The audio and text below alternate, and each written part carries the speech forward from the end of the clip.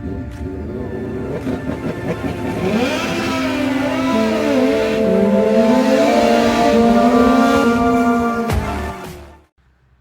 guys, and welcome back to the Ringer 57 YouTube channel. Today's just a little update. I want to show you one of my logs that I just pulled and explain what we've been doing and why you're not seeing any content. As you know, it's COVID-19, okay? I am the only person in this shop right now. There's one other person who's normally here. He's out looking at some bikes in a field or some shit. So, yeah, just give you a quick update. Alright guys, so I went ahead and got a new SD card, so I figured I'd show you some of this tune here. This is just a quick data log after I've been working on it for a while. But this ignition table, let's go up here and give you guys the fuel VE. There we go. So idling along, we're trying to get the wideband to warm up, and there the wideband comes to life so we can get an air-fuel ratio. And we're sitting at 12.8 at idle, just idling right along, pretty steady. It jumps a little bit, but that's because it's jumping squares. If you look over here, you can see it's jumping between two squares. I need to smooth that a little bit, or just drop the idle. Likely I will just drop the idle. When we started playing with it, it's already up to temp at this point. This is multiple data logs in, and I'm just doing sweepers. You see me sweep a little higher each time. Just trying to get good data on the air fuel, and you can see the air fuel is still all over the place, but it's not terrible. You're going to see peaks.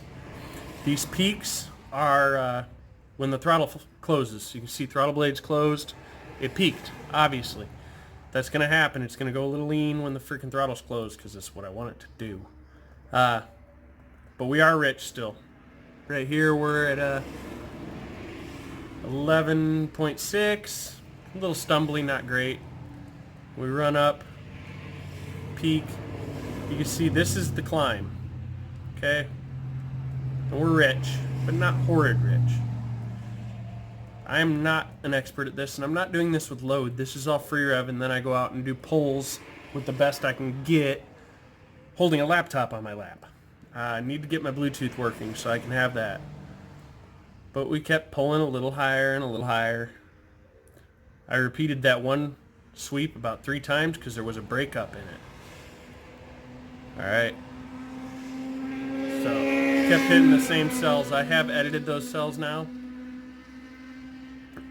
So the values you're seeing aren't right. Those are the values that it live has, not what was going on during the log. I've already gone through and done my edits. But yeah, we did make one high rev pull after I knew the air fuel was fairly steady.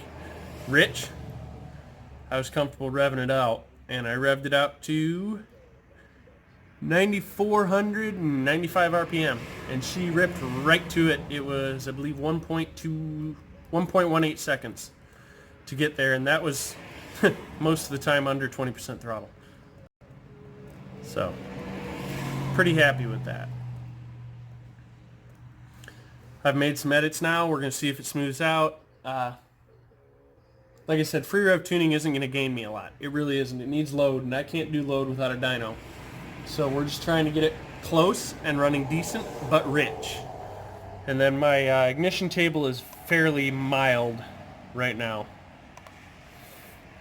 I think we peaked out the highest RPM run. I peaked out at 30.5 degrees of timing. Not much. Most of the time we were under 30. The vast majority of the time we were under 25. So it was really mild timing, just enough to get it to snap up. And I will note that from here up, it snapped too. So the timing made a big difference there. But I don't want to push the timing not knowing the limits of this bike. The tuner's going to know better, and he's going to be able to educate me on that. So that's what we're at. That's what we're doing. I'd love to get some audio for you guys, except for the audio is fucking ear-splitting. We're peaking out at 164 decibels when we're tuning. So up in the mid-RPM range, so right up in here, it's at like 150. Up here we're peaking out. Up here with double ear protection, it hurt. This was 160 plus decibels. So I ain't going to fuck around with mucking up my camera. I just thought I'd give you guys an update at where we're at, what we're doing. And Stedman's is not open today, so I'll have to give him a call tomorrow. But Susie's here. She's sitting here. She's got her chain on. It's set a little loose right now because it's stretched. But that is a bloody long chain. I need to get the hugger put on it.